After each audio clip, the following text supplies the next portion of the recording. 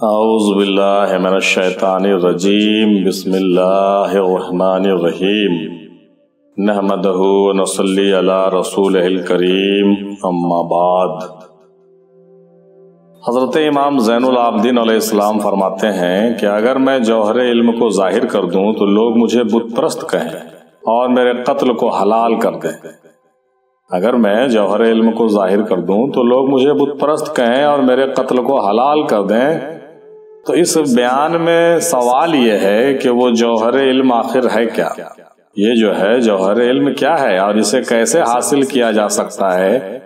یہ ایک نہایت ہی عمدہ اور نہایت ہی بہتر اور بہت ہی قابل غور سوال کیے گئے تھے، جس کے جوابات پر آج ہم لوگ تحقیقی گفتگو کرنے والے ہیں، لہٰذا بہت وقت نکال کر کے ان باتوں کو سنا جائے، سمجھا جائے اور اس پر غور کیا جائے۔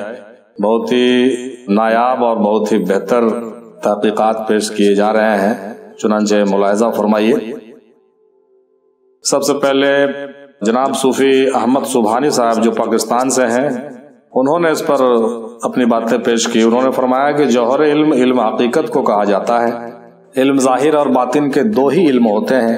جب حقیقت کا علم کھلتا ہے تو تمام بت ٹوٹ جاتے ہیں، اور جب تمام بت ٹوٹ جاتے ہیں تو ہی روح تک نور کی رسائی ہوتی ہے، اور روح میں نور آ جاتا ہے تو پھر اس کی حقیقت کھلنا شروع ہوتی ہے، پھر پورے وجود میں محسوس ہوتی ہے کچھ نہ کچھ۔ مزید انہوں نے کہا کہ جوہر علم ایک نئی دنیا ہے۔ جوہر علم کیا ہے؟ ایک نئی دنیا ہے۔ یہ خاص علم ہوتا ہے، یہاں تک پہنچنے کے لیے محنت کے ساتھ ساتھ مرشد کامل کی نظر کرم کی بھی ضرورت ہوتی ہے، اور جوہر علم جس کو اللہ تعالیٰ کی طرف سے عطا کیا جاتا ہے تو اس کے لیے زندگی اور موت کچھ معنی نہیں رکھتا۔ جوہر علم جب اللہ تعالیٰ کی جانب سے عطا کیا جاتا ہے تو اس کے لیے زندگی اور موت کچھ معنی نہیں رکھتا۔ پھر فنا فی اللہ عاشقوں پر بارگاہ حق سے اس انداز سے تجلی ہوتی ہے کہ اس کے تمام وجود سر سے لے کے پاؤں تک انوار تجلی سے بالکل بھر جاتا ہے۔ اس کی مثال یوں ہے کہ رابعہ بصری رحمۃ اللہ علیہ نے اپنے انگلی پر اسم اعظم پڑھا تو پورا گھر روشن ہو گیا تھا۔ اپنے انگلی پر جب رابعہ بصری نے اسم اعظم پڑھا تو کیا ہوا؟ پورا گھر روشن ہو گیا تھا۔ یہ ادنا مثال ہے، بس معلوم ہوا کہ فقیر فنا فی اللہ کی پورا وجود ہی تجلی ہے۔ فقیر فنا فی اللہ کی پورا وجود ہی کیا ہے؟ تجلی ہے۔ جب جوہر علم حاصل ہو جاتا ہے تو اسم اور جسم ایک ہو جاتے ہیں۔ اللہ اکبر، کیا بات ہے، بہت بڑی بات فرمائی کہ جب جوہر علم حاصل ہو جاتا ہے تو اسم اور جسم کیا ہوتے ہیں؟ بالکل ایک ہو جاتے ہیں، اور جب اسم اور جسم ایک ہو جاتے ہیں تو وہ جو کام چاہے کر سکتا ہے، جو بھی چاہے وہ کر سکتا ہے۔ اور فقیر اس وقت تک فنا نہیں ہو سکتا جب تک ان چیزوں کو ترک نہ کر دے۔ کن چیزوں کو ترک کرنے کی بات ہے؟ ذرا ملاحظہ فرمائیے۔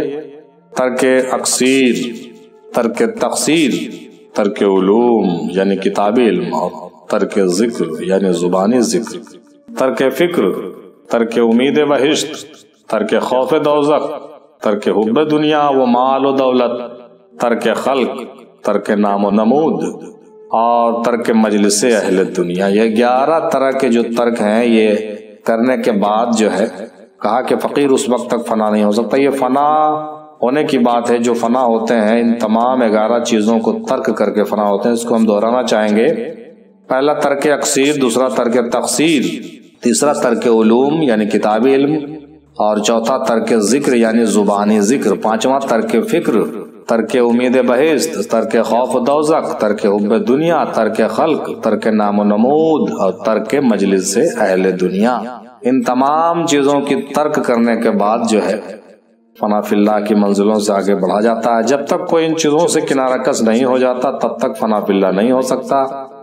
پھر جناب زبانی بھائی نے کہا کہ جوہر علم ہی علم لدنی ہے۔ علم لدنی کیا ہے؟ جوہر علم ہی جو در حقیقت ہے وہ علم لدنی ہے۔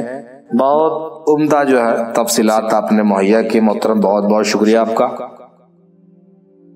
اب جناب صوفی سرفراز شیخ صاحب ہیں جو ہندوستان سے ہی ہیں، وہ کہتے ہیں کہ دین محمدی صلی اللہ علیہ وسلم کا سب سے بڑا دشمن جاہل عالم اور جاہل بادشاہ ہے۔ جاہل عالم اور جاہل بادشاہ ہے۔ اسی لیے امام زین العابدین علیہ السلام نے فرمایا کہ اگر میں جوہر علم کو بول دوں لوگ مجھے بت پرست کہہ دیں۔ اگر میں جوہر علم کو بول دوں تو کیا کریں؟ لوگ مجھے بت پرست کہہ دیں اور میرے قتل کو حلال سمجھیں۔ کہا کہ جوہر علم کو الفاظ میں نہیں بول سکتے یا بیان نہیں کیا جا سکتا، پھر بھی میں تھوڑی سی کوشش کرتا ہوں۔ مزید انہوں نے کہا کہ سرکار دو عالم صلی اللہ علیہ وسلم کا دین ہے، یہ پریکٹیکلی یعنی کہ عمل کا میدان ہے، یہاں ثواب کمانے والوں کا کوئی کام نہیں ہے۔ یہاں کیا ہے؟ ثواب کمانے والوں کا کوئی کام نہیں ہے۔ کہا کہ مرشد کامل کے قدم پاک پر جس کا سجدہ ہو جائے وہ سجدے ہی در حقیقت سجدہ حلال ہے، اور ایسے سجدہ کرنے والے کو کتابی کیڑے اور جاہل عالم بت پرستی سمجھتے ہی ہیں، اور مرشد کامل ہی مرید کا قبلہ ہوتا ہے۔ مرید جب تک اپنے پیر کو کعبہ و قبلہ نہیں مانتا مرید ہی نہیں ہوتا، اور کہا کہ اس علم کو کوشش سے حاصل نہیں کیا جا سکتا، یہ علم عطا کیا جاتا ہے۔ یہ جناب صوفی سرفراز شیخ صاحب کا بیان آپ سماعت فرما رہے ہیں، اور مرشد کامل ہی مرید کا قبلہ ہوتا ہے، آپ نے سماعت کیا۔ اور پھر مرید جب تک اپنے پیر کو کعبہ و قبلہ نہیں مانتا مرید ہی نہیں ہوتا، اور کہا کہ اس علم کو کوشش سے حاصل نہیں کیا جاتا، یہ علم عطا کیا جاتا ہے۔ مزید کہا کہ دو چند شعر سماعت فرمائیے اس حوالے سے کہ تو نے پلایا بھر کے کیسا یہ جام ساقی، صورت کو تیری سجدہ تجھ پر سلام ساقی، کعبے کو کیوں میں پوجوں اپنا خدا سمجھ کر، پتھر کو پوجنا ہے مجھ پر حرام ساقی، پتھر کو پوجنا ہے مجھ پر حرام ساقی۔ اور ہم نے خدا سنا تھا بے مثل و بے نمونہ، لیکن مثال پایا سرکار نام ساقی، لیکن مثال پایا سرکار نام ساقی۔ اور اللہ تعالیٰ ہے مرشد کامل کنجی ہے، اللہ تعالیٰ ہے اور مرشد کامل کیا ہے؟ کنجی ہے۔ یہ ایک بہترین اصطلاح فرمایا انہوں نے، جس نے پایا مرشد کامل اس نے پالی اللہ نام کی پونجی، اس نے پالی مرشد کامل اس نے پالی اللہ نام کی پونجی پالی۔ بہت بہتر، بہت شکریہ آپ کا محترم۔ اب جناب صوفی ظفر افتخاری صاحب دیکھیے کیا فرماتے ہیں، یہ علم لدنی ہے، ہر کسی کے بس کی بات نہیں ہے کہ اس علم کو سمجھ جائے۔ پیر و مرشد یہ راز اسی مرید کو عطا کرتے ہیں جس کو اس لائق سمجھتے ہیں۔ بخشنا چاہتے ہیں علم لدنی جسے وہ مصحف رقہ اسے راہ بتا دیتے ہیں، مصحف رقہ اسے راہ بتا دیتے ہیں۔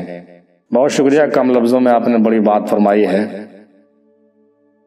اب جناب صوفی عمران شیخ صاحب کہتے ہیں کہ اس علم کا دائرہ بہت وسیع ہے، اگر صرف الف لام میم کی تشریح کر دیا جائے تو مولوی حضرات گردن قلم کرنے کو کہہ دیں گے۔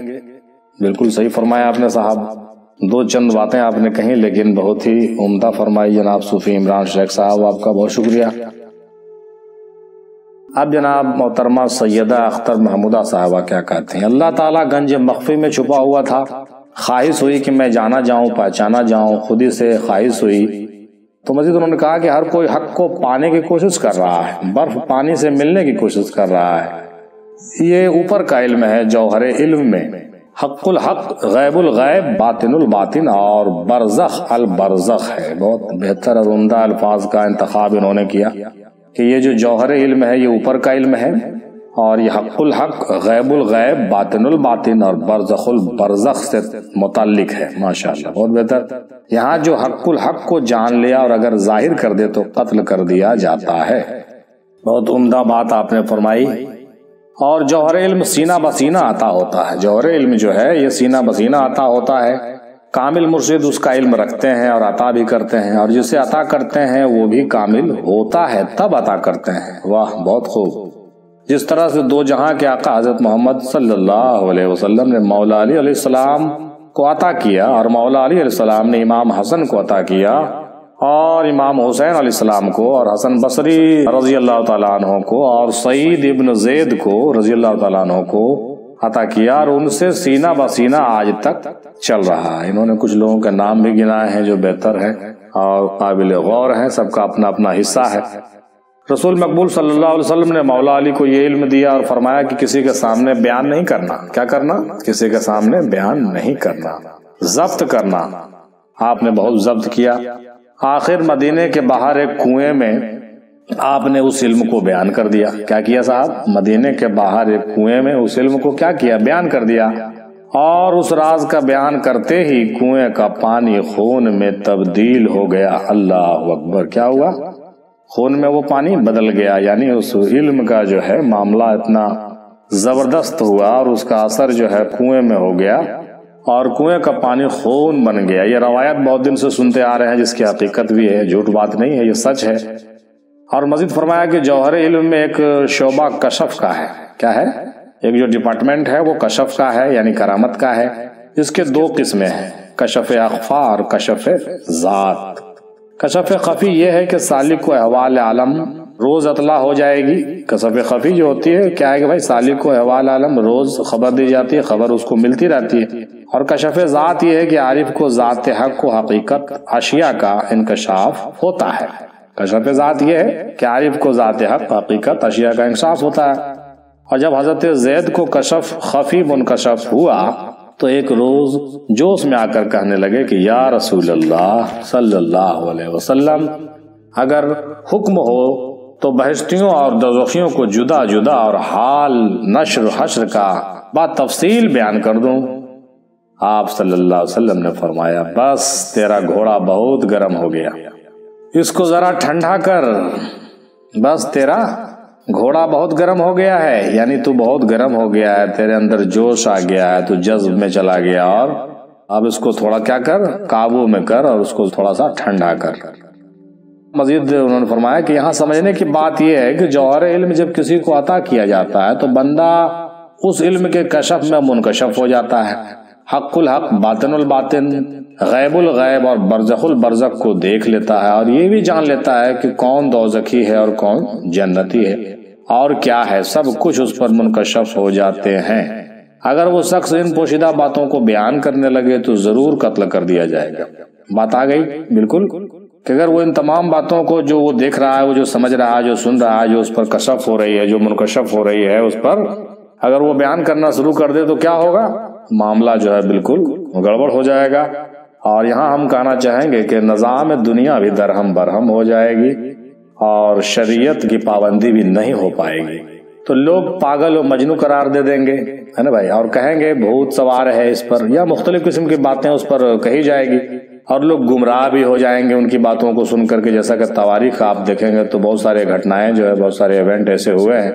اس لیے حضرت زین العابدین علیہ الصلوۃ والسلام نے فرمایا کہ اگر میں جوہر علم کو ظاہر کر دوں تو لوگ مجھے بت پرست کہیں گے اور میرے قتل کو حلال قرار دیں گے۔ ماشاءاللہ بہت بہتر تحقیقات آپ نے پیش کی ہے محترمہ، آپ کا میں دوبارہ شکریہ ادا کرنا چاہتا ہوں۔ جناب صوفی شیخ غوث الدین صاحب کیا فرماتے ہیں سو آپ لوگ توجہ فرمائیے۔ جوہر کے معنی خزانہ کے ہیں۔ اس علم میں پتہ چلتا ہے کہ نہ اللہ ہے اور نہ بندہ، نہ مومن ہے اور نہ کافر، بالکل اوپر کا معاملہ ہے۔ اللہ اللہ کیا بات آپ نے چھڑی ہے صاحب۔ جوہر کے معنی خزانہ، اس علم میں سے پتہ چلتا ہے کہ نہ اللہ ہے اور نہ بندہ ہے، نہ مومن ہے اور نہ کافر ہے۔ معاملہ جو ہے بالکل کیا ہے، بالکل اوپر کا معاملہ ہے۔ یہاں نہ عاشق ہے، نہ معشوق ہے، نہ اللہ ہے، نہ بندہ ہے۔ خاص الخاص مرید کو یہ تعلیم دی جاتی ہے۔ کس کو تعلیم دی جاتی ہے بھائی؟ خاص الخاص کو۔ اگر یہاں بات نکل گئی تو شریعت کے خلاف ہوگا اور گردن اڑا دینے والی بات ہوگی۔ جیسا کہ حضرت منصور حلاج رحمۃ اللہ علیہ نے الحق کہا تو ان کو سولی پر چڑھا دیا گیا۔ اسی طرح اگر ان علوم کو کھلے عام ظاہر کر دیے جائیں تو کیا ہوگا کہ اپنی کھال کھنچوانا پڑے گا اور گردن کٹوانا پڑے گا وغیرہ وغیرہ۔ علم شریعت کے خلاف ہے تبھی فتویٰ لگتا ہے۔ مزید انہوں نے کہا کہ علم لدنی وہ علم ہے جس میں غیب کی باتیں معلوم ہوتی ہیں، پتہ چل جاتی ہیں، لیکن جوہر علم غیب الغیب کا علم ہے۔ دیکھیں تھوڑا سا فرق انہوں نے واضح کیا ہے، اس کو سمجھ لینا چاہیے ہم لوگوں کو کہ علم لدنی جو ہے وہ علم ہے جس میں غیب کی باتیں پتہ چل جاتی ہے، جیسا کہ حضرت خضر علیہ السلام کو پتہ چلتی تھی۔ لیکن جوہر علم سے جب ہم تعبیر کرتے ہیں تو اس میں غیب الغیب کی تمام علم آ جاتی ہے، اس میں علم لدنی بھی آ جاتی ہے اور علم معرفت بھی اس میں سما گیا۔ جہاں تک مجھے سمجھ میں آیا آپ یہ کہنا چاہتے ہیں کہ علم غیب الغیب کا جو ہے وہ مکمل مجموعی علم ہے۔ یہ ماشاءاللہ بہتر بات۔ جب یہ غیب الغیب کی بات ہوتی ہے تو وہ شریعت، طریقت، حقیقت و معرفت کی بھی خلاف ہو جاتا ہے۔ شریعت، طریقت و معرفت، حقیقت سے وہ بہت ساری باتیں میچ نہیں ہوتی۔ اگر راز کو فاش کریں گے تو گردنیں ضرور کاٹ دی جائے گی۔ انہوں نے بالکل اس بات کی تصدیق کی ہے اور بہت اچھے ڈھنگ سے اس کو جو ہے کافی ڈیفرنس کرتے ہوئے سمجھانے کی کوشش کی ہے۔ جناب محترم آپ کا بہت بہت شکریہ جناب صوفی شیخ غوث الدین صاحب۔ اب آئیے صوفی مزمل منیب صاحب کیا کہتے ہیں، یہ نہایت ہی پیچیدہ سوال ہے. صوفیاء اکرام کے قول کو سمجھنے کے لیے ان کے فعل کو سمجھنا ضروری ہے. اور مزید کہا کہ اس قول میں جو جوہر ہے وہ جوہر عشق ہے. انہوں نے ایک اور نئی چیز اس میں ڈال کر کے اچھے ڈھنگ سے کہا کہ جو جوہر ہے وہ جوہر عشق ہے، عشق حقیقی ہے. اسی جوہر کی وجہ سے انسان کو فضیلت حاصل ہے، جو نہایت ہی سوچنے والی بات ہے جو آپ نے فرمایا. اب دیکھیے کہ کون کون عشق کے جوہر کی وجہ سے نوازا گیا، کون لوگ ہیں جو عشق کے جوہر کی وجہ سے نوازا گیا. یقیناً یہ بات دل کو لگتی ہے کہ جس کے پاس عشق کا جوہر ہے اسی کو جوہر علم اور جوہر معرفت عطا ہوئی ہے، جو نہایت ہی ماننے والی بات ہے. اچھی تحقیق آپ نے کیا. پہلے اصحاب صفا ہیں، یہ کوئی عبادت و ریاضت نہیں کرتے تھے، بلکہ صرف حضور اکرم صلی اللہ علیہ وسلم کے دیدار کے لیے بے قرار رہتے تھے. یہ دیدار کو ترجیح دیتے تھے اور رسول پاک کے محبت کو کیا کرتے تھے، یہ فوقیت دیتے تھے اپنے قلب کے اندر. اور ان کی فضیلت اتنی ہوئی اور ان کو ہی باطنی علوم سے نوازا گیا. انہوں نے یہ بات کہی ہے، مطلب یہ ہوا کہ جس کے اندر عشق ہے اسی کے اندر یہ جو ہے باطنی علوم آتا ہے اور ہمیشہ سے آیا ہے. یہ بالکل آپ نے کہا. اور ایک واقعہ ہے کہ صوفی سرمد رحمۃ اللہ علیہ کو قتل کرنے کا حکم جاری کیا گیا بادشاہ کے ذریعے سے، اور کہا بادشاہ نے اپنا رخ قبلے کی طرف کر لو. تو حضرت سرمد رحمۃ اللہ علیہ نے اپنا رخ اپنے پیر و مرشد کے قبر کی طرف کر لیا. کدھر کر لیا؟ اس واقعے سے یہ پتہ چلتا ہے کہ صوفی سرمد رحمۃ اللہ علیہ کو جب قتل کرنے کا حکم جاری کیا گیا، بادشاہ نے جب حکم دیا تو کہا کہ بھائی تم اپنا رخ جو ہے قبلے کی طرف کر لو. تو صوفی سرمد نے کہا کہ نہیں. صوفی سرمد نے اپنا رخ اپنے پیر و مرشد کے قبر کی طرف کر لیا. پھر مزمل صاحب کہتے ہیں کہ یہ اگرچہ لوگوں کے نظر میں بت پرستی ہے نا بھائی، بالکل، لیکن حقیقتاً یہی خدا پرستی ہے. کیا ہے یہ؟ حقیقتاً جو بت پرستی لگ رہا ہے یہ خدا پرستی ہے. تو یہ یہاں پہ جو ہے معاملہ ان کے کنسیپٹ کا اور ان کے لاجک کا اور ان کے سوچنے کا ٹینڈنسی کا ہے صاحب. نہایت ہی باریک مسئلہ ہے اور بہت ہی غور کرنے کی بات ہے، جس کی سمجھ جہاں تک اس کی پہنچ وہاں تک. اب انہوں نے کہا کہ مولانا روم رحمۃ اللہ علیہ فرماتے ہیں کہ گر تو ذات پیر را کر دی قبول، ہم خدا در ذاتس آمد ہم رسول. گر تو ذات پیر را کر دی قبول، ہم خدا در ذاتس آمد ہم رسول. یعنی کہ اگر تو نے اپنے مرشد کے ذات کو قبول کر لیا ہے تو یاد رکھ کے اس مرشد میں ہی خدا ہے، اس مرشد میں ہی خدا ہے اور اس مرشد میں ہی رسول ہے.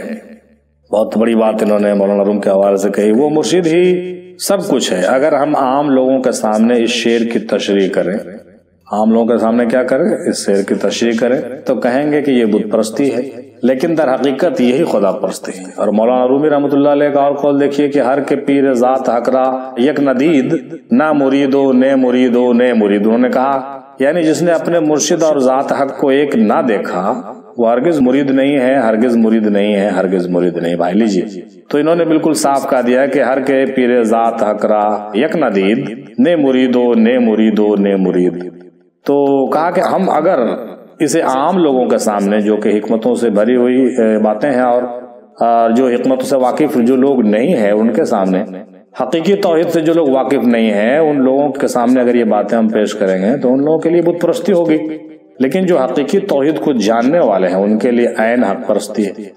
کہا کہ اسے حاصل کرنے کا جہاں تک طریقے کی بات ہے تو جتنا عشق ہوگا ہمارے اندر اتنا ہی جوہر پیدا ہوگا. بہت بہترین ٹیکنیک انہوں نے جو ہے بتایا ہے، میں اس کا فیور کرتا ہوں کہ جتنا عشق ہوگا ہمارے اندر اتنا ہی جوہر پیدا ہوگا.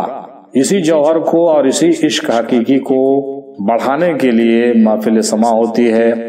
اور میں تو اس میں یہ بھی جوڑوں گا کہ اس جوہر عشق کو بڑھانے کے لیے جتنے بھی عملیات کیے جاتے ہیں، جو بھی ذکر و فکر عمل اور تزکیہ تصفیہ کیا جاتا ہے، وہ جو اس سے کیا معاملہ ہوتا ہے صاحب کہ اس سے جوہر عشق میں اضافہ ہوتا ہے. اور جوہر عشق میں جب اضافہ ہوتا ہے تو انسان کی روحانی ترقی ہوتی ہے، اور جتنی زیادہ انسان کی روحانی ترقی ہوتی ہے اتنا زیادہ اس کے اندر جو ہے وہ جوہر علم کا جو ہے کیا ہوتا ہے معاملہ ڈیولپ ہوتا جاتا ہے. اس میں نے انکلوڈ کر دیا جناب آپ کے ساتھ، شاید اگر آپ اتفاق رکھتے ہو تو میں نے تو کم لفظوں میں سے یوں سمجھیں کہ آپ کے پیر و مرشد ہی جوہر علم ہے. لکھتے ہیں جناب مزمل منی صاحب لکھتے ہیں کہ آپ کے پیر و مرشد جوہر علم ہے، اور جس نے اپنے پیر و مرشد کو حاصل کر لیا یعنی کہ فنافی شیخ ہو گیا تو اس جوہر کے قابل ہو گیا. اس جوہر کے کیا ہوا؟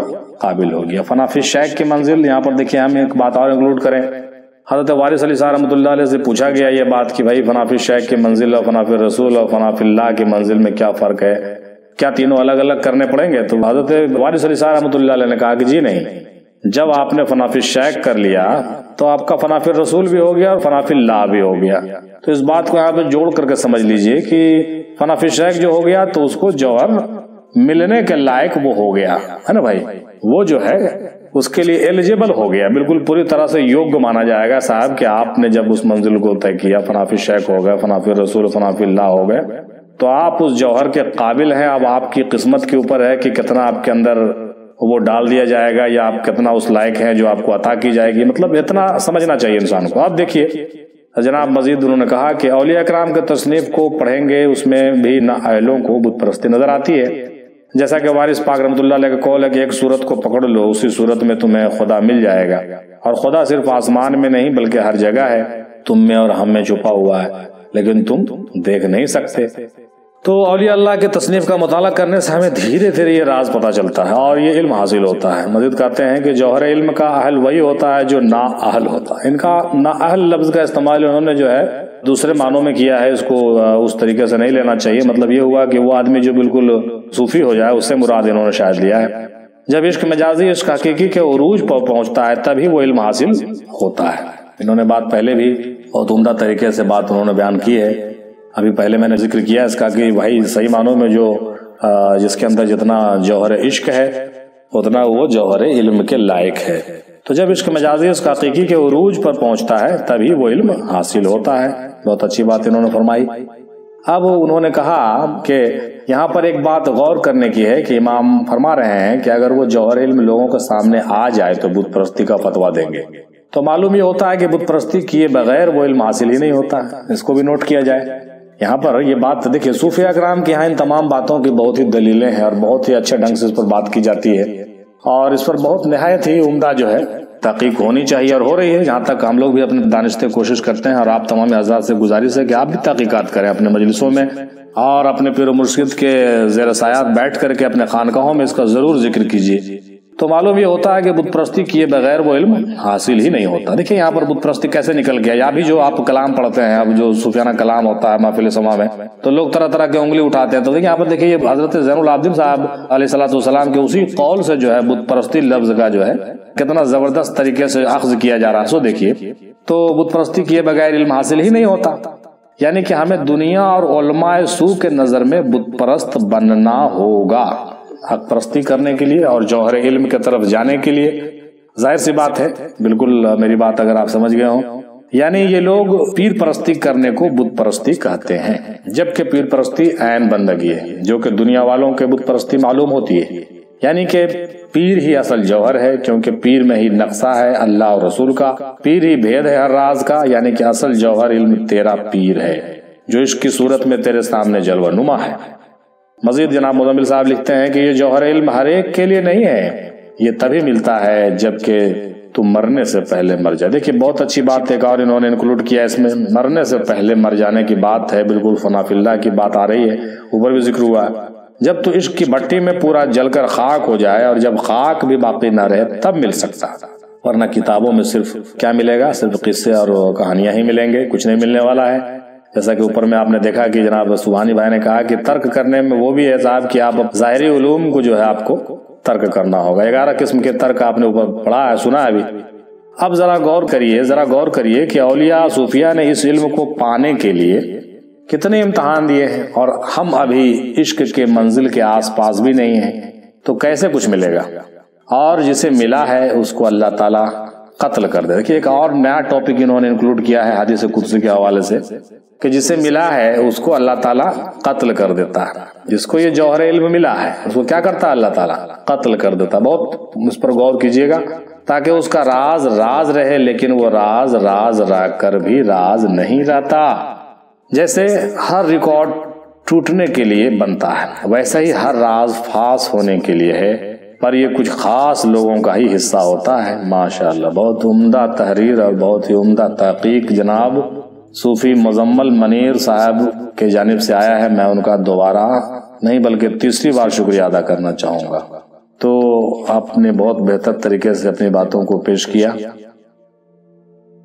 اب ہم آگے بڑھتے ہیں اب ہم آتے ہیں صوفی بابا اسحاق گوہر علی شاہ قادری صاحب کا بیان سنتے ہیں۔ یہ کہتے ہیں کہ یہ جوہر علم سرکار صلی اللہ علیہ وسلم سے ہوتے ہوئے مولا علی کرم اللہ وجہ تک اور پھر اہل بیت علیہ السلام تک پہنچا ہے اور اہل بیت سے تمام اولیاء اکرام تک آیا ہے، سینہ بسینہ۔ یہ چھپا ہوا راز ہے، یہ توحید کی منزلوں میں آتا ہے اور اس منزل میں کچھ نہیں ہے، نہ بہشت ہے، نہ دوزخ ہے، نہ عابد ہے، نہ معبود ہے، نہ عبادت ہے، نہ عاشق ہے، نہ معشوق ہے، نہ عشق ہے، نہ عارف ہے، نہ عرفان ہے، نہ خدا ہے، نہ رسول ہے، نہ مومن ہے، نہ کافر ہے، نہ دین ہے، نہ ایمان ہے، نہ کفر ہے، نہ اسلام ہے، نہ واحد ہے، نہ توحید ہے، نہ طلب ہے، نہ مطلوب ہے، کچھ بھی نہیں۔ اللہ اکبر، بہت گہری بات آپ نے کہی ہے صاحب۔ اور جب کچھ نہیں تو پھر کیا ہے اور وہاں پر کیا ہے؟ اگر اس کا راز کھولا جائے تو گردن اڑا دی جاتی ہے۔ راز اگر کھول دیے تو گردن اڑا دی جائے گی صاحب۔ یہ مرشد کامل اپنے کامل مرید کو سینہ بسینہ عطا کرتے ہیں، یہ راز و نیاز کی بات ہے۔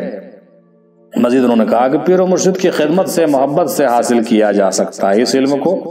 جوہر علم کے اس خوبی کو اور اس دولت کو کیسے حاصل کیا جا سکتا ہے؟ انہوں نے بھی وہی ٹیکنک بتائی ہے صاحب، کوئی دوسرا راہ ہی نہیں ہے، وہی راہ ہے کہ آپ اپنے پیر و مرشد سے ہی اس کو آپ حاصل کر سکتے ہیں۔ بہت شکریہ جناب بابا اسحاق صاحب گوہر علی شاہ قادری صاحب۔ اب جناب صوفی سید محمد مولانا حسن ہاشمی صاحب جو ہیں اپنے تحریروں کے ساتھ اپنے بیان کے ساتھ تشریف لاتے ہیں۔ کہتے ہیں کہ ایک روایت میں ہے کہ آقا کریم صلی اللہ علیہ وسلم نے ایک مرتبہ فرمایا سبحان ما عظم شانی۔ کیا فرمایا؟ سبحان ما عظم شانی، مانے پاک ہے وہ ذات جس کا کوئی شانی نہیں، اور وہ کون ہے؟ میں ہوں، میرے اندر ہے۔ اس کا ترجمہ یہ ہوتا ہے۔ تو حضرت فاروق اعظم رضی اللہ تعالیٰ نے کہا یا رسول اللہ، میں نے آپ کی زبان مبارک سے یہ بات سنی ہے۔ تو رسول اللہ صلی اللہ علیہ وسلم نے کہا کہ اے عمر، جب دوسری مرتبہ سنو تو میری گردن اڑا دینا، دوسری مرتبہ سنو تو گردن اڑا دینا۔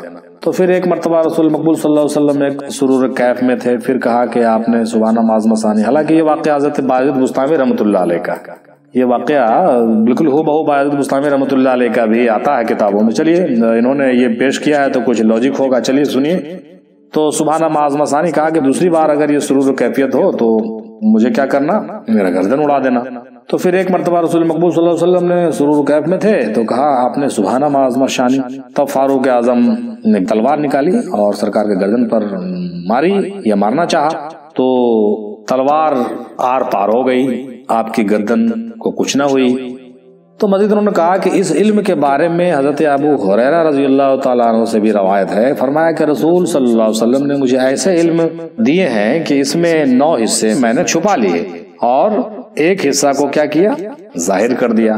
اگر میں ان 9 حصوں کو ظاہر کر دوں تو لوگ مجھے کیا کریں؟ قتل کر دیں۔ ایک روایت میں مولا علی علیہ السلام نے بھی ایسا ہی کہا ہے۔ آپ نے فرمایا کہ اگر میں اپنے علوم زمین پر ظاہر کر دوں تو زمین پھٹ جائے، آسمان پر ظاہر کر دوں تو آسمان گر پڑے، سمندر پر ڈال دوں تو سمندر سوکھ جائے، اور اگر پہاڑوں پر ڈال دوں تو پہاڑ کنکر میں بدل جائے، یعنی کوئی بھی وہ بار اٹھا نہیں سکتا۔ انہوں نے بہت تفصیل سے اس بات کو بیان کیا ہے۔ اب مزید انہوں نے کہا کہ حضرت باعزید بستامی رحمۃ اللہ علیہ نے بھی ایک مرتبہ یہی کہا کہ سبحان ما عظم شانی۔ دیکھیے اس واقعے کو انہوں نے جو ہے ریپیٹ کیا ہے حضرت باعزید بستامی رحمۃ اللہ علیہ پر۔ حالانکہ ہمارے معلومات کے مطابق یہ واقعہ حضرت باعزید بستامی رحمۃ اللہ علیہ کا ہی ہے، رسول پاک کے حوالات ہمارے پاس نہیں ہیں، لیکن انہوں نے اس بات کو بیان کی ہے تو کس حوالے سے کیا ہے اس کے وہ ذمہ دار وہ خود ہیں، لہذا مرکز افضلیہ اور میں اس کے تصدیق کے لیے میں کوئی حوالہ پیش نہیں کر رہا ہوں، ان کے لاجک اور ان کے سوچنے کی فکر پر یہ بات میں چھوڑ دیتا ہوں، اور آپ اگر حوالے کے صورت میں اس کو تلاش کرنا چاہیں تو نہیں تلاش کریں، بلکہ ان کے کہنے کا مقصد کو آپ سمجھیں۔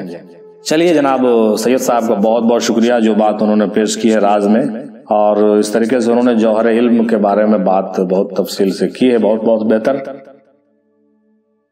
اب جناب صوفی کامران قادری صاحب دیکھیے کیا کہتے ہیں، یہ بھی پاکستان سے ہیں۔ یہ کہتے ہیں کہ جوہر علم علم لدنی ہے، قرآن میں آیا ہے کہ پڑھ اپنی کتاب یہ تیرے لیے کافی ہے۔ جب حقیقت کھل جاتی ہے تو سب کچھ نظر آ جاتا ہے، حقیقت جب کھلتی ہے تو ساری باتیں نظر آ جاتی ہیں۔ انہوں نے کم لفظوں میں یہ اشارہ کر دیا کہ جب حقیقت کھلتی ہے تبھی ساری باتیں کھلے گی، اور اسی وقت آپ کو جوہر علم بھی عطا کیا جائے گا۔ جب تلک آپ کی حقیقت نہیں کھلتی ہے تب تلک آپ کیا کریں؟ اپنے قرآن کو، اپنے کتاب کو پڑھیں، اس کی تلاوت کریں اور اس کو سمجھنے کی کوشش کریں۔ انہوں نے بھی بہت بہتر اشارہ دیا ہے، بہت شکریہ آپ کا جناب صوفی کامران قادری صاحب، اچھے لفظوں میں آپ نے جو ہے ایک نشاندہی کی ہے، ہم لوگوں کو غور کرنے کا موقع دیا ہے۔ اب جناب صوفی مزمل احمد قادری سروری صاحب ہیں، یہ ہندوستان سے ہی ہیں۔ انہوں نے کیا کہا کہ حضور صلی اللہ علیہ وسلم نے خطبہ میں ارشاد فرمایا، میں تم میں دو بھاری چیزیں چھوڑے جا رہا ہوں۔ کیا چھوڑے جا رہا ہوں؟ دو بھاری چیزیں چھوڑے جا رہا ہوں۔ اگر تم اسے مضبوطی سے تھام لو گے اور دونوں کا لحاظ رکھو گے تو میرے بعد کبھی گمراہ نہیں ہوگے۔ ان دونوں میں سے ایک ہے اللہ کی کتاب اور دوسری ہے میری اولاد اور اہل بیت علیہ السلام۔ اللہ تعالیٰ کی کتاب کے معنی قرآن مجید ہے اور اس میں حضرت آدم سے لے کر حضور صلی اللہ علیہ وسلم تک لوگوں کے لیے نصیحت ہے، اس کی نشانیاں ہیں تاکہ تحقیق کرے اور اللہ کو پہچان سکے، جان سکے اور صحیح راستے پر چل کر اس کی عبادت کرے اور کامیابی حاصل کرے اور وعدہ الست کو کیا کرے؟ پورا کرے۔ قرآن میں موجود نشانیوں کی معرفت حاصل کرنے کے لیے حضور صلی اللہ علیہ وسلم کی اولاد اور اہل بیت کی مدد لینا، یعنی ان کے بتائے ہوئے طریقے پر عمل کرنا ہے۔ حضور صلی اللہ علیہ وسلم نے معرفت الہی کا علم اور دیگر راز و نیاز کی امانتیں مولا علی علیہ السلام کو سپرد کیا تھا۔ یہ بیان ہے حضرت جناب مزمل احمد قادری سروری صاحب کا کہ امانتیں مولا علی علیہ السلام کو سپرد کیا تھا، یہی جوہر علم ہے اور یہاں سے ولایت کا سلسلہ شروع ہوتا ہے۔ دیکھیے انہوں نے ایک اور پوائنٹ کی نشاندہی کی ہے، اس کو نوٹ کیا جائے کہ حضور صلی اللہ علیہ وسلم نے معرفت الہی کا علم اور دیگر راز و نیاز کی امانتیں جو تھی مولا علی کا سپرد کیا ہے، اور یہ خزانے جو ہے جوہر علم کے خزانے کے جو وارث ہیں وہ مولا علی ہیں، اور یہی جوہر علم ہے اور یہاں سے ولایت کا سلسلہ شروع ہوا۔ یہ راج سینہ بسینہ اہل بیت علیہ السلام سے اولیاء اللہ تک آیا ہے اور تا قیامت جاری رہے گا۔ زاہد صرف شریعت اور قرآن کے ظاہری علم کو ہی سمجھ سکتے ہیں، یہ علم معرفت کو نہیں سمجھ سکتے کیونکہ وہ تحقیق نہیں کرتے، ان پر انانیت حاوی رہتی ہے۔ کیا حاوی رہتی ہے؟ انانیت حاوی رہتی ہے۔ بہت غور کیجئے گا، اور افسوس کی بات ہے کہ یہ انانیت جو ہے صرف مولویوں پر نہیں، اب تو صوفیوں پر بھی حاوی ہونے لگی ہے۔ ہم صوفیوں کو بھی اس کے لیے بہت الرٹ رہنے کی ضرورت ہے، بہت غور کرنے کی ضرورت ہے کہ کہیں ایسا تو نہیں کہ ہم مولویوں کے زد میں چلے جا رہے ہیں اور مولویوں کی طرح ہم بھی جو ہے انانیت میں اور بت پرستی میں اور اپنے نفس پرستی میں گرفتار ہو رہے ہیں، جس سے کیا ہے کہ ہم جوہر علم سے دور ہوتے جا رہے ہیں۔ وہ اولیاء اللہ اور اہل بیت علیہ السلام کی تحقیق کو وہ نہیں مانتے، وہ اپنی بات مانتے ہیں، اس لیے بدعت، کفر، شرک اور بت پرستی کا فتویٰ دیتے۔ دیکھیے یہاں پر بھی یہ بات ذہن میں میری آ رہی ہے کہ صاحب اگر ہم اپنی بات کو صرف بہتر سمجھیں اور دوسروں کی باتوں کو بالکل ہی نہیں لیں تو یہاں پر بھی ہمارے اندر انانیت آتی ہے، اور اگر ہم تمام لوگوں کی باتوں کو لیں اور تمام لوگوں کے باتوں پر غور کریں اور اس سے ہم اپنے اصل مغز کو اخذ کرنا شروع کریں تو اس سے کیا ہوتی ہے کہ ہم اپنے انانیت کو بھی زیر کریں گے، ہمارے اندر عاجزی بھی آئے گی اور ہمارے علم میں اضافہ بھی ہوگا اور ہم دھیرے دھیرے جوہر علم کی طرف کیا ہوں گے؟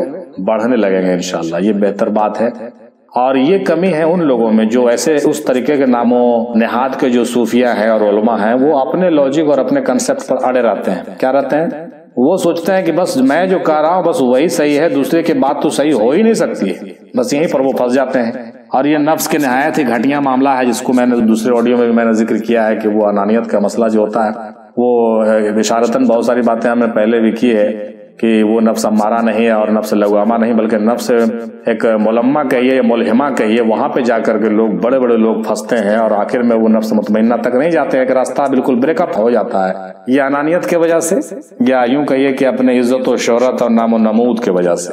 بہرحال آج وہ ٹاپک نہیں، ادھر ہم لوگ بات نہیں کریں گے، آگے چلیے۔ مثال کے طور پر انہوں نے لکھا ہے اس معاملے کو، یہ ابھی آپ سماعت فرما رہے ہیں جناب صوفی مزمل احمد قادری سروری صاحب کی باتیں، تو کہتے ہیں کہ پیر کامل 4 عناصر آگ، پانی، ہوا، مٹی اور ایک نور بھید انسانی وجود میں اپنے مرید کو دکھاتے ہیں۔ اگر وہی زاہد کو بتائے تو وہ سمجھ نہیں سکتا، کیونکہ یہ علم مخفی ہے۔ کیا ہے؟ چھپا ہوا ہے، مخفی ہے، شریعت میں اس کا حوالہ نہیں ملتا۔ یہ جوہر علم کامل مرشد سے کامل مرید کو عطا ہوتا ہے۔ یہ طویل سفر ہے، پیر کامل سے بیعت لے کر شریعت سے طریقت پر چلتے ہوئے، پیر کے تعلیمات پر عمل کرتے ہوئے خود کو فنا کرنا پڑتا ہے صاحب، اور اگر کامیاب ہوگا تو یہ علم پیر سے حاصل ہوگا، ورنہ ہر ایک اس علم کے قابل نہیں ہے۔ بالکل 100% صاحب، آپ کی باتیں بالکل میں فیور کرتا ہوں، بہت بہتر، بہت شکریہ آپ کا۔ اب آئیے جناب صوفی نصیر قادری سروری صاحب، جو یہ بھی ہندوستان سے ہی ہیں، ان کی بات کو سماعت فرمائیے۔ جوہر کا مطلب ہے خوشبو اور علم کا مطلب الہام، ان کے الفاظ ہیں صاحب، غور کیجئے گا اور اپنے حساب سے آپ نہیں ٹریٹ کیجئے بلکہ ان کے مدعا کو سمجھیے۔ جوہر کا مطلب ہے خوشبو اور علم کا مطلب ہے الہام، اور جب خود میں جوہر یعنی خوشبو پیدا ہوتی ہے تو علم جا کر الہام یعنی ہر چیز اور ہر مخلوق اور ساری مخلوق تک پہنچ بن جاتا ہے۔ واہ صاحب، بہت بہتر۔ اور خوشبو علم ہے، صلاۃ ہے، درود ہے، سلام ہے، اچھی صفات ہے، نیک کام ہے، ہمیشہ اپنے رب کی یاد میں رہنا ہے اور اس کے بندوں کو رب سے ملانا ہے۔ جو کوئی اپنے رب کی تسلیم و رضا کے خاطر نفس کی پہچان کیا کرتے ہیں اور اس نفس کو اپنے آپ سے نکال کر پاک کرتے ہیں اور اس کے لیے جد و جہد کرتے ہیں اور پاک و طاہر ہو کر اپنے رب میں وصال ہونے کی خاطر اپنے رب کی پہچان کیا کرتے ہیں اور اس رب کے ذات میں اپنے آپ کو ایک قطرہ سمجھا اور رب کو دریا و سمندر مان کر اس میں ضم ہو گیا، تو وہی خوشبو، بہت بہتر الفاظ آپ کے ہیں، وہی خوشبو یعنی جوہر بن جاتا ہے۔ واہ، اللہ کا ولی بن جاتا ہے، اس رب کے صفاتوں والا بن جاتا ہے۔ بہتر بہتر، اللہ اکبر۔ اور جو کوئی جوہر علم والے بن جاتے ہیں، ان تک پہنچ کر ان سے جو کوئی رابطہ جوڑ لیتا ہے اور ان کی صحبت میں رہتا ہے تو اس کے اندر بھی جوہر علم یعنی کہ ہر چیز اور ساری کائنات تک پہنچنے والی خوشبو۔ دیکھیے جوہر علم کے کیا بہتر تشریح انہوں نے کیا ہے، جوہر علم یعنی ہر چیز اور ساری کائنات تک پہنچنے والی خوشبو، یعنی جوہر علم پیدا ہونا شروع ہو جاتی ہے۔ بہت بہترین صاحب، آپ کی باتیں سروری صاحب بہت اچھی، بہت مزہ آیا سن کر کے، بہت شکریہ۔ اب جناب صوفی عاشق سہروردی صاحب کہتے ہیں کہ من کنت مولا فعلی مولا، سے یہ صاف ظاہر ہے کہ رسول اللہ صلی اللہ علیہ وسلم کے بعد مولا علی سب کے مولا ہیں اور علم کے شہر رسول اللہ صلی اللہ علیہ وسلم ہیں اور علم کے دروازہ مولا علی علیہ السلام ہیں، اور وہ جوہر علم مولا علی سے امام حسین تک اور پھر امام زین العابدین علیہ السلام تک پہنچا اور پھر یہ علم صوفیہ اکرام تک آیا ہے، اور یہ جوہر علم یہی ہے، یہ توحید حقیقی ہے۔ کیا ہے؟ یہ توحید حقیقی ہے اور اللہ کے سوا کوئی موجود نہیں ہے اور ہر شے اس کی عین ہے جو ظاہر و باطن ہے۔ اور فرمان غوث اعظم کا سماعت فرمائیے، ان کے حوالے سے انہوں نے کہا کہ اے قوم، اللہ کے سوا کوئی موجود نہیں، اپنے دلوں سے غیر اللہ کو اس طرح نکال دو جس طرح آٹے سے بال کو نکال دیا جاتا ہے۔ بہت عمدہ بات آپ نے پیش کی ہے صاحب۔ پھر خود کو اور عبد القادر کو پہچان لو، میں کون ہوں، اور عالم میں نہ آدم ہے، نہ ابلیس ہے، نہ بلقیس ہے، نہ سلیمان ہے، اور اس صفائے ہستی میں جو بھی ہے تو ہی ہے، تو ہی ہے، تو ہی ہے، اس صفائے ہستی میں جو بھی ہے تو ہی ہے، تو ہی ہے، تو ہی ہے، اور جو کچھ انسان میں ہے وہ سب عالم میں ہے اور ہم کل ہیں اور عالم جز ہے۔ بالکل، اور اللہ تعالیٰ مثل پانی کے اور تمام عالم مثل برف کے ہے، نہ ہوتی گر خودی مجھ میں تو جو تو تھا وہی میں تھا، یہ پردہ کس لیے ڈالا ہے یا رب درمیاں تو نے۔ بہت بہتر شعر آپ نے لکھا صاحب۔ مزید کہا کہ جوہر علم حاصل کرنے کے لیے سب سے پہلے کامل مرشد سے بیعت کرنا ہوگا، اس کے بعد ہی عطا ہوتا ہے، کیونکہ مولانا رومی رحمۃ اللہ علیہ کو جب حضرت شمس تبریز ملے تبھی انہیں جوہر علم ملا۔ بہتر، بہت اچھی بات آپ نے فرمائی۔ اب محترمہ ریحانہ صاحبہ تشریف لاتی ہیں، وہ بھی ماشاءاللہ بہتر فکر رکھتی ہیں، انہوں نے پیش کیا جوہر علم ہی علم لدنی ہے۔ علم دو طرح کے ہیں، ایک کسبی جو کوشش اور محنت سے حاصل ہوتا ہے، اور دوسرا جو کسی کوشش و محنت کے حاصل ہو اور جو اللہ کے طرف سے ہو، وہ علم لدنی ہے۔ لدنی کا مطلب ہی ہوتا عطا کیے ہوئے، تو علم لدنی کا مطلب کہ جو اللہ کی طرف سے عطا کیا ہوا وہ علم لدنی ہے۔ تو انہوں نے اسی بات کو کہا کہ جوہر علم جو ہے، جوہر علم ہی علم لدنی ہے۔ علم دو طرح کے ہیں، ایک کسبی اور دوسرا وہبی۔ تو کسبی کو محنت کر کے حاصل کرنی پڑتی ہے اور وہبی کو اللہ تعالیٰ عطا کرتا ہے۔ تو انہوں نے بھی بہت شارٹ میں لیکن اچھے ڈھنگ سے انہوں نے اپنی بات رکھ دی ہے اور اشارتاً جو بات کہنا تھا انہوں نے کہہ دی ہے۔ بھائی بہت بہتر، بہت شکریہ محترمہ آپ کا۔ اب جناب صوفی شکیل وارسی صاحب ہیں، یہ انڈیا سے ہی ہے، ممبئی سے۔ یہ ایک اشارہ انہوں نے بھی بہت اچھی تجویز کرتے ہوئے پیش کیا ہے اور کہتے ہیں کہ مرشد کو سجدہ کرتا ہوں رحمان سمجھ کر، کافر ہیں جو کرتے ہیں انسان سمجھ کر، یہی جوہر علم ہے۔ انہوں نے اپنی بات اس طریقے سے پیش کی کہ جوہر علم کیا ہے، جوہر علم یہی ہے، اس شعر میں چھپا کر کے انہوں نے پیش کیا۔ اس شعر کو دوبارہ دیکھیے کہ مرشد کو سجدہ کرتا ہوں رحمان سمجھ کر، مرشد کو سجدہ کرتا ہوں رحمان سمجھ کر، کافر ہیں جو کرتے ہیں انسان سمجھ کر، یعنی وہ انسان کافر ہیں جو مرشد کو انسان سمجھ رہے ہیں، جیسا کہ اوپر آپ نے دیکھا مولانا روم کا ذکر بھی تھا، مشنوی کے کلام سے بھی یہ بات واضح ہوتی ہے اسی بات کو انہوں نے جو ہے ترجمانی کرتے ہوئے شعر میں پیش کیا کہ کافر وہ لوگ ہیں جو مرشد کو انسان سمجھتے ہیں اور جو رحمان سمجھ کر سجدہ کرتے ہیں حقیقی معنوں میں وہی حقیقی مومن ہے، اور جوہر علم ان کے پاس یا تو آ گیا ہے یا آ رہا ہے، تبھی وہ اس حقیقت کو سمجھ پا رہے ہیں۔ ان کا اشارہ ہے۔ بہت شکریہ صوفی ثقیل واسی صاحب آپ کا، اور ہم امید کرتے ہیں کہ اسی طریقے سے کم لفظوں میں لیکن آئندہ بھی اپنے ٹاپک کو اور اپنے موضوع کو کچھ تحقیقی رنگ دے دیجیے تاکہ آپ کا بھی ذکر ہر تجزیے میں ہم پیش کر سکیں، چونکہ آپ بھی ہمارے ٹیم کے بہت بہتر حصہ ہیں اور پرانے ممبر ہیں، ہمارے بہت پرانے دوستوں میں سے ہیں ماشاءاللہ۔ اب آئیے جناب صوفی امتیاز صاحب کہتے ہیں کہ جس نے یہ علم سیکھا اس کو سولی پر بھی چڑھنا پڑتا ہے، سر کو بھی کٹانا پڑتا ہے اس راز علم کو، لیکن سمجھا نہیں کوئی ہے، خود اپنے ہی ہاتھوں سے اپنی ہستی کو مٹانا پڑتا ہے۔ واہ واہ صاحب واہ۔ صوفی امتیاز صاحب نے بھی چند لفظوں میں اپنی باتیں پچھلے بار کی طرح بھی اس بار پیش کیا ہے کہ جس نے یہ علم سیکھا اس کو سولی پر بھی چڑھنا پڑتا ہے، سر کو بھی کٹانا پڑتا ہے اس راز علم کو، لیکن سمجھا نہیں کوئی ہے، اور خود اپنے ہی ہاتھوں سے اپنی ہستی کو مٹانا پڑتا ہے۔ صاحب بنا مٹائے ہوئے کچھ نہیں ہوتا ہے۔ جناب امتیاز صاحب آپ کا بہت بہت شکریہ صوفی صاحب۔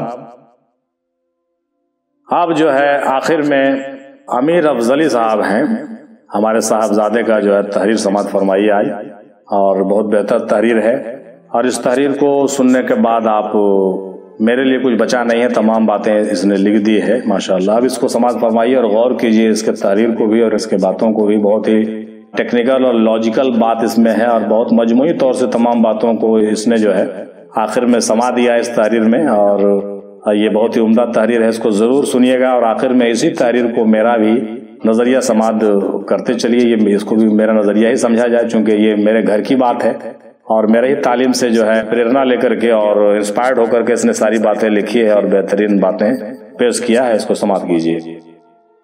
تو یہ لکھتے ہیں جناب کہ حضرت امام زین العابدین علیہ السلام فرماتے ہیں کہ اگر میں جوہر علم کو ظاہر کر دوں تو لوگ مجھے بت پرست کہیں اور میرے قتل کو حلال کرا دیں۔ سب سے پہلے یہ جو کوٹیشن دیکھ لیجیے، سبحان اللہ بہت بہتر ہے، بڑے لوگوں کی بڑی باتیں ہیں۔ اس قول کو امام غزالی رحمۃ اللہ علیہ نے بھی اپنی کتاب احیاء العلوم میں جلد 4 میں، اور شیخ اکبر محی الدین ابن عربی رحمۃ اللہ علیہ نے بھی اپنی کتاب فتوحات مکیہ میں جلد 100 میں نقل کیا، یہ حوالہ ہے۔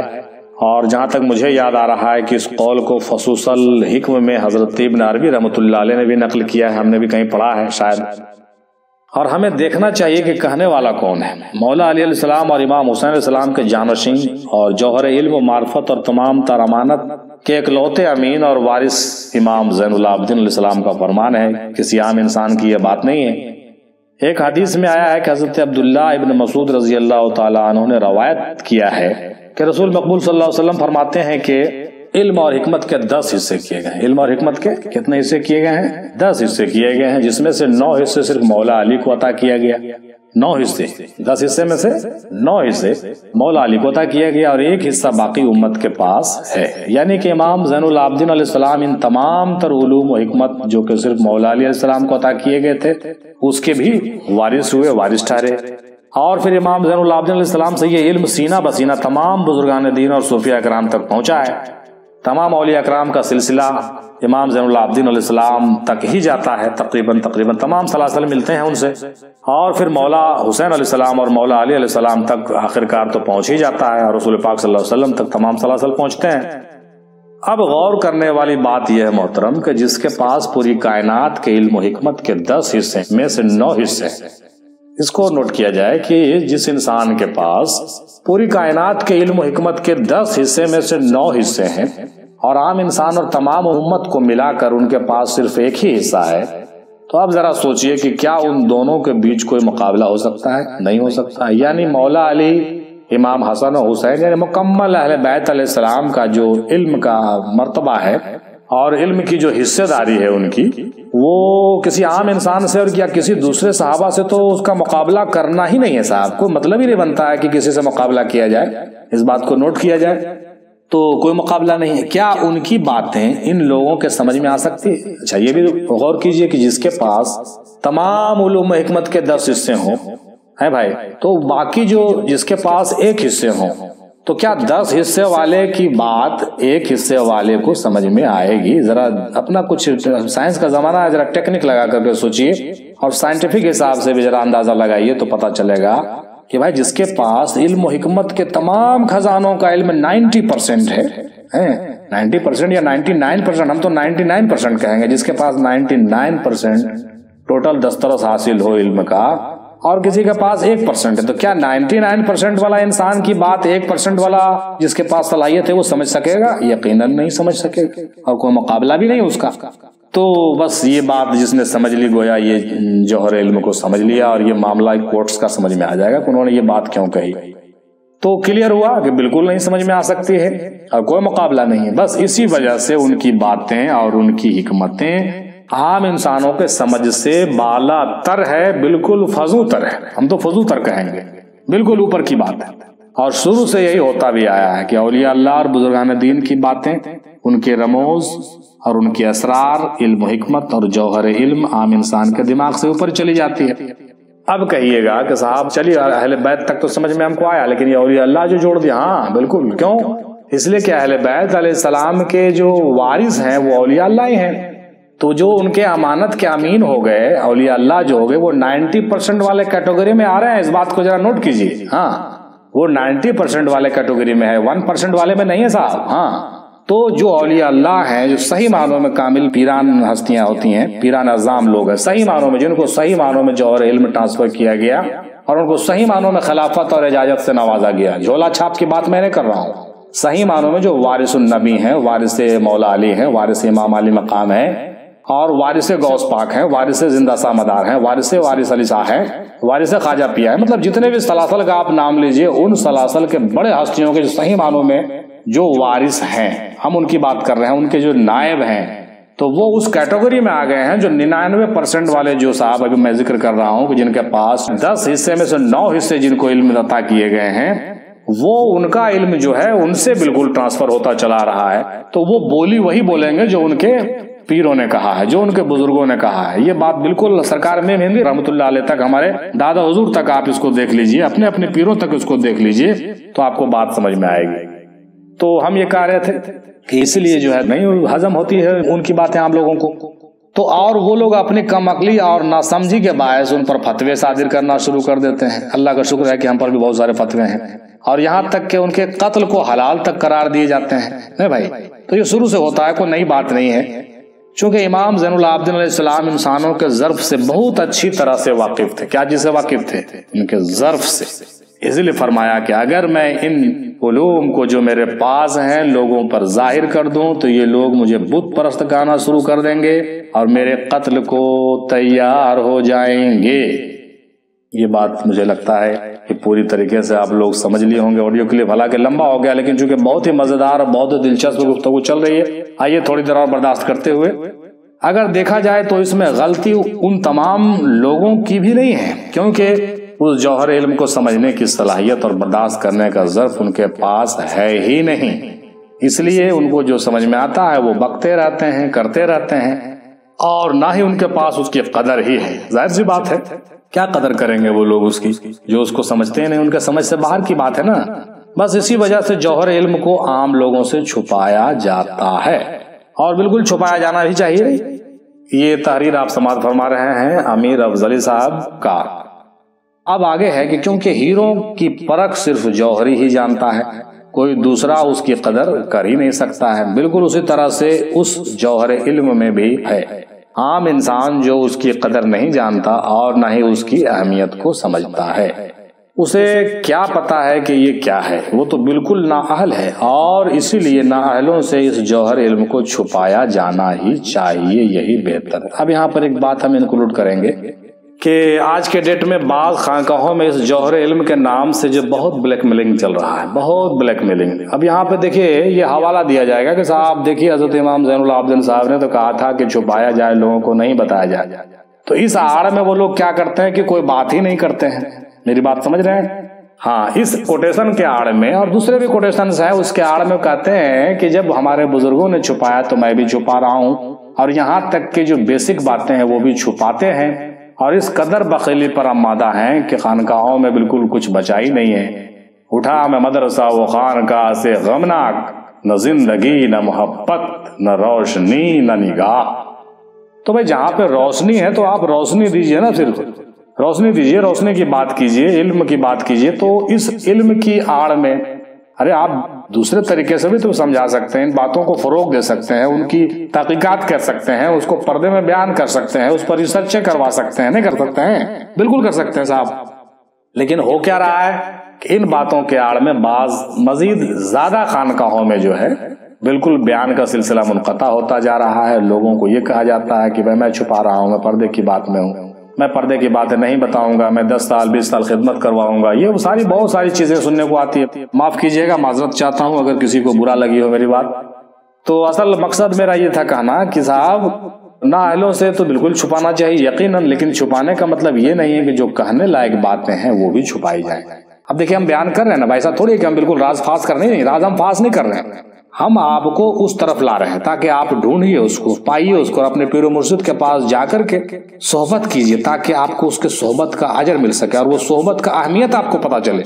تو یہ تمام باتوں کا ذکر تو ضرور ہونا چاہیے، اور جوہر علم کے آڑ میں تمام علوم کو نہیں چھپایا جانا چاہیے، اور یہاں تک کہ جو ہے خانقاہ کو بالکل بے رونق نہیں کر دیا جائے بلکہ خانقاہوں کو آباد کیا جائے۔ میرا مطلب یہی ہے، اور میرے بیان کا مقصد بھی یہی ہے کہ ہماری باتیں جو ہے تمام دنیا کے خانقاہوں میں سنائی جائے، پڑھائی جائے، اور ان کے جو بڑے بڑے اسکرین پہ دکھائی جائے تاکہ مریدوں کو جو ہے یہ تمام باتیں بالکل آڈیو کلپ کے ذریعے سے، ویڈیو کلپ کے ذریعے سے انشاءاللہ تعالیٰ بہت جلد میں آن لائن آ کر کے میں بات کروں گا۔ ابھی کچھ مجبوریاں ہیں جس کی وجہ سے، کچھ ریسورسز کی کمی ہے ہمارے پاس، جس کی وجہ سے بالکل ڈائریکٹ آن لائن ہو کر کے میں بالکل پوری طرح سے ویڈیو نہیں بنا پا رہا ہوں۔ انشاءاللہ دعا کیجیے، میں پوری طرح سے ویڈیو کلپ بناؤں گا بالکل لائیو ہو کر کے، اور آپ میرے سامنے سنیں گے۔ ابھی فی الحال بس پردے میں مجھے رہنے دیجیے، اور یہ پردہ بھی ایک پردہ ہے، اس میں کچھ راز بھی ہے۔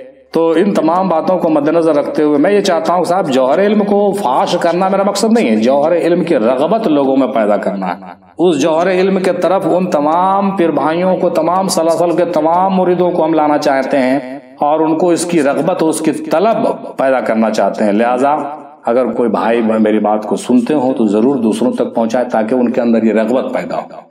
چلیے دوسری طرف ہم لوگ ابھی نہیں جائیں گے، آڈیو کلپ کافی لمبا ہو رہا ہے۔ اب آگے دیکھتے ہیں کہ امیر افضلی صاحب صلی اللہ علیہ وسلم نے آگے کیا لکھا ہے۔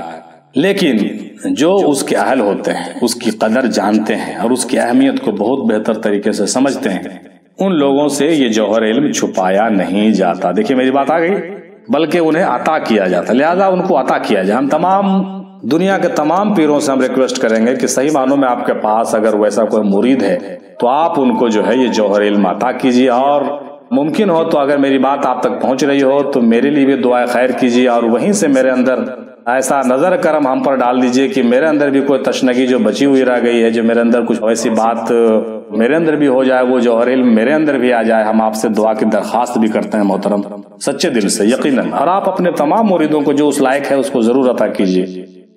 تو آگے لکھتا ہے کہ ہمارے پیر و مرشد دادا حضور سرکار میم ہندی رحمۃ اللہ علیہ، شاہ افضل حسین اجل رحمۃ اللہ علیہ نے اپنی مایہ ناز اور نہایت ہی پوشیدہ تصنیف، مایہ ناز اور نہایت ہی پوشیدہ تصنیف، اس لیے مایہ ناز اس لیے کہ وہ کہیں اویلیبل نہیں ہے، ملتا نہیں ہے، اور پوشیدہ اس لیے کہ وہ ابھی شائع ہوئی نہیں ہے اور شائع کرنے کی ہمت نہیں ہو رہی ہے۔ انشاءاللہ اگر تمامی بھائیوں نے اگر اجازت دی اور ماحول بہتر بنا، سازگار بنا، تو انشاءاللہ اس کو آگے آنے والے دنوں میں ہم ضرور تصنیفات کو شائع کریں گے۔ تو انہوں نے نام لیا ہے حرف لوح اور مارکہ حق کا۔ دادا حضور کی کتابیں حرف لوح اور مارکہ حق ہیں، اس میں بہت تفصیل سے اس جوہر علم و معرفت کو جو ہے قلم بند کیا گیا ہے۔ دادا حضور نے بہت سی باتوں کو اس میں جو ہے قلم بند کیا ہے، لکھا ہے، جو کہ ہمارے لیے بہت ہی فخر کی بات ہے، جو کہ ہمارے گھر کی بات ہے، ہمارے دادا حضور کی بات۔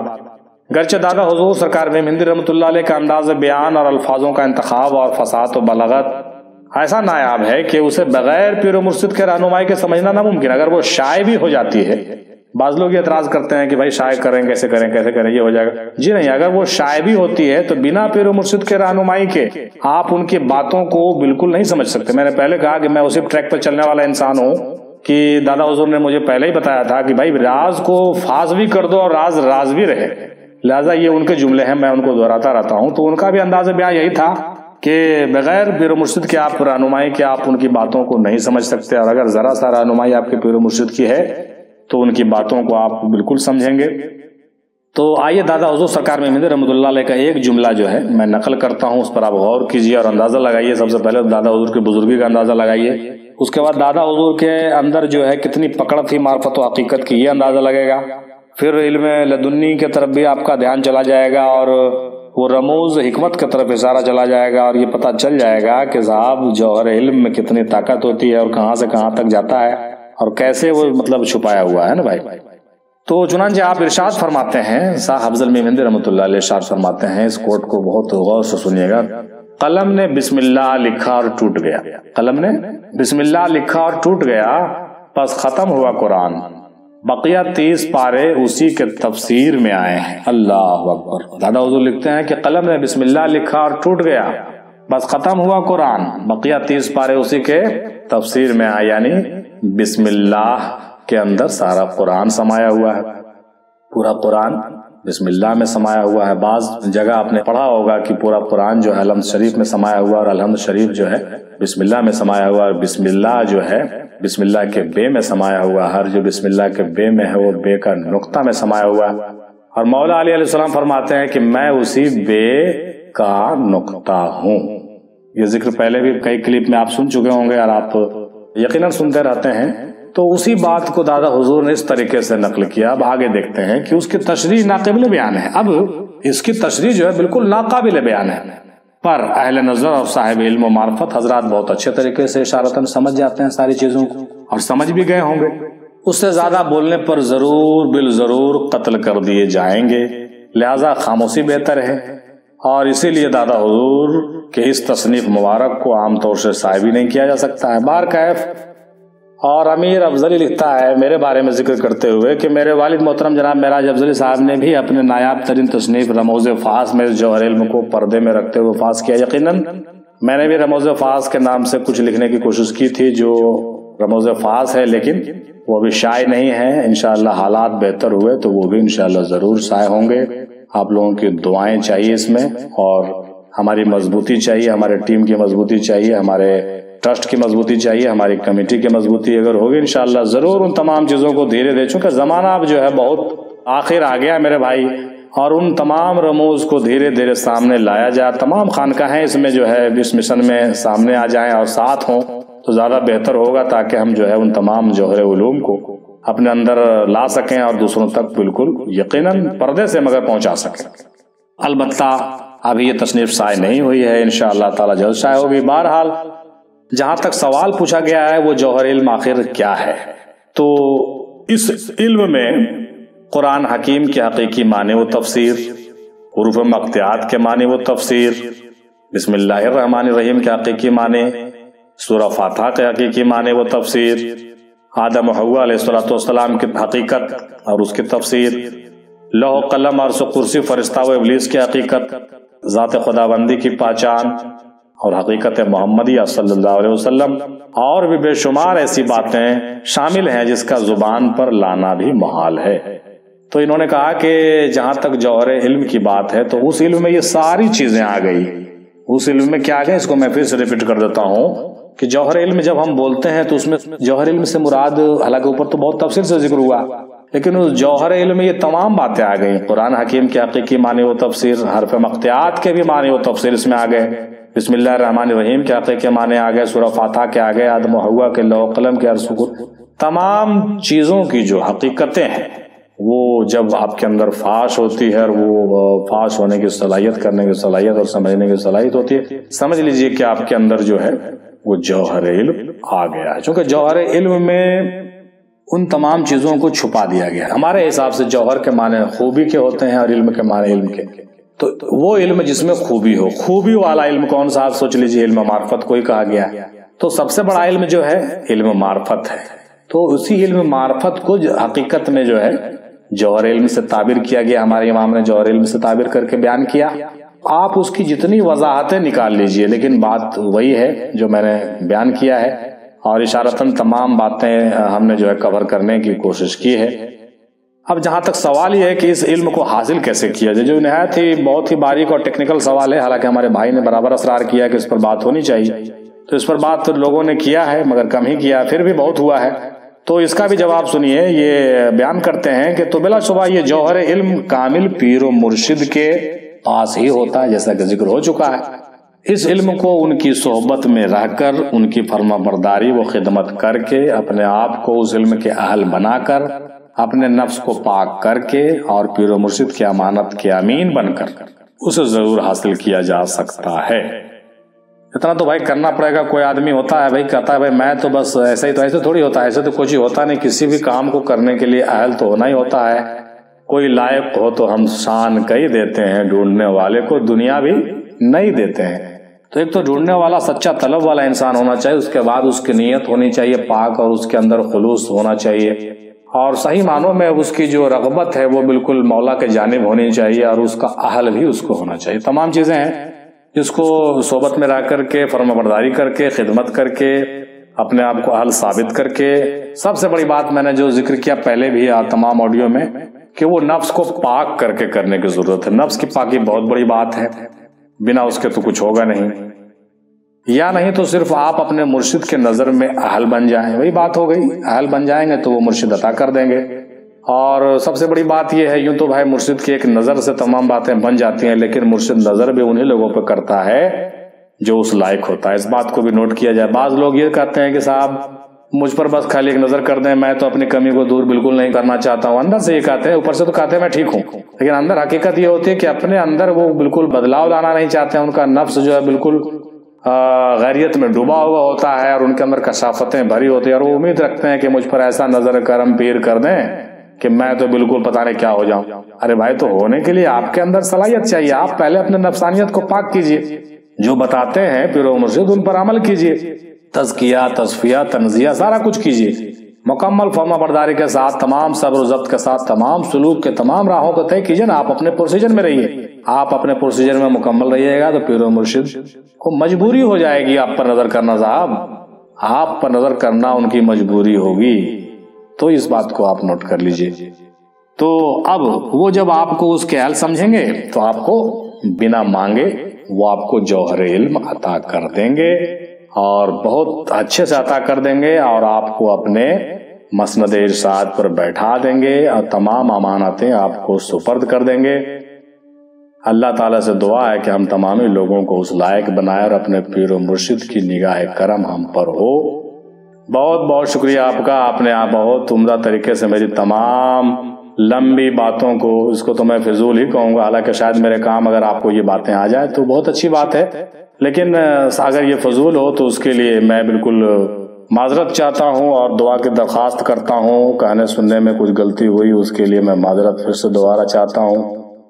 اور آخر میں استاد محترم جناب اقبال رحمۃ اللہ علیہ کا شعر گنگناتے ہوئے میں جا رہا ہوں کہ تو نے یہ کیا غضب کیا، مجھ کو بھی فاش کر دیا، تو نے یہ کیا غضب کیا، مجھ کو بھی فاش کر دیا، میں ہی تو ایک راز تھا سینہ کائنات میں، میں ہی تو ایک راز تھا سینہ کائنات میں، میں ہی تو ایک راز تھا سینہ کائنات